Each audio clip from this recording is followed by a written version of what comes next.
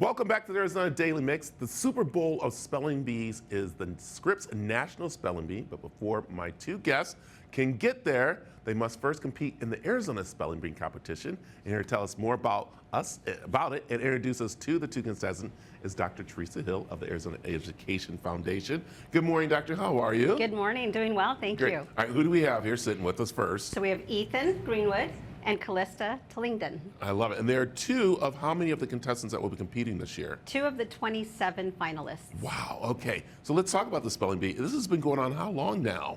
We've been doing this for a long time. Yeah, I'm trying to think. I mean, I'm just trying to think. I know when I years. was a little kid, there was a spelling bee back in Michigan where I was, and everyone here. Yeah. Because the spelling bee, the big one as we call it, brings students from all over the country, right? All over the country, yep. The Scripps National Spelling Bee. Yeah, so that's a big one. So let's talk about ours here. So ours bring kids from where? All over the state. So we have kids all over the state. Almost 1,100 schools participated this year. Oh my goodness. Okay, so how do you get it down to just 27? Is that right? So how's that work to get down to the 27? So what happens is each classroom has their spelling bee, and then from there they have a grade level bee and go on to their school bee. And the school champions will go on to their district spelling bee, and the winners of the district will go on to their county bees or regional bees. Wow, there's a lot of spelling going on there. Wow, Yeah. look at them there. So, and what are the ages? What grades do they start at, and when do they end?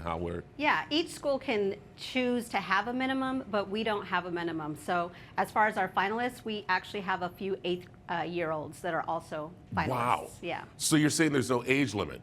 There is no age limit minimum. Maximum, they cannot be older than 15 by August, and they have to be in the 8th grade. Man, I was going to hopefully try to get in there. So I was going to work it. You understand? I was like, Yeah. So which is really fun. Okay, so before we meet, let's talk about how the competition works. So people have seen the spelling bee, the big one. They've probably seen movies too. Yeah. But it's not always that way that the movies do compared to the local ones they're doing. So Yeah. how many words do they have to spell? How does it work? Yeah, the spelling bee goes in rounds, and so each student will have one word to spell per round, and if they spell it correctly, then they advance, and if they don't spell it correctly, they're out. So there's no double elimination. Wow. One and done. Yeah. So, all right, so now let's talk to our contestants. And again, it's Khalista. Yep, and? Ethan. Okay, and this is the first time you two have met, right? Because you don't go to school together or anything. So this is kind of like, wow, this is almost like the stare down, the kind of like, the look at each other to size up the team and everything like that, right? Is this what's going, is that how you do, what's your strategy when you come into the spelling bee? Oh, I'll just try to calm down as much as I can and focus on the words. Yeah, and how many words have you studied, or how many words have you looked at to work on this? Oh, I don't know the exact amount, but there's usually like a couple thousand words. 1,000 words? Do you have a dictionary you look through? What do you do?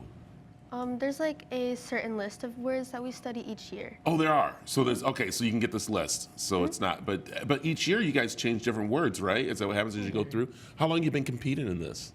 This is my 5th and final year of competing. 5th and final? No, don't say that. It's not your final year. We should have adult spelling bees, right? Older kids spelling bee. So that's awesome. And what do you want to do? What do you eventually want to do in life? Like my career? Yeah. I want to become a dermatologist. Oh, do you? Awesome. So that's good. All right. And the spelling will help. So it'll be good. And then what do you want to do, Ethan? I'm not really sure. Probably something to do with math though. Math?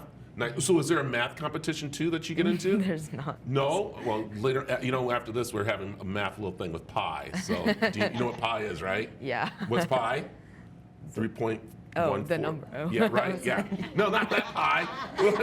He's like, yeah, I'm getting pi after this. It's fine. This is great. So, all right, we're going to have a little competition right here. You got a couple of words. I do. I think Erin's going to bring us over, and we're going to give this you. a try. So, Okay. just so you kids know, I'm going to let you know, Battle Creek, Michigan, all right, Fremont Elementary School. I was terrible at spelling. I didn't make any of the spelling bees, so we'll see what happens here. Okay, what do we have? All right, first word is for Ethan, and it is numerology. And it is formed from a Latin-derived element and a Greek-derived element. It is a noun, and the definition is the study of the occult significance of numbers. Numerology. Numerology. Numerology. N-U-M-E-R-O-L-O-G-Y. Numerology.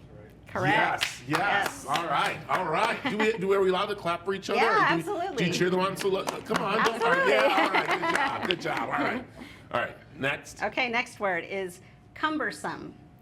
The first part of this word is perhaps from a French word that then became English, and the second part is from an originally English word. It is an adjective, and the definition is of an excessive size, shape, or length, unwieldy.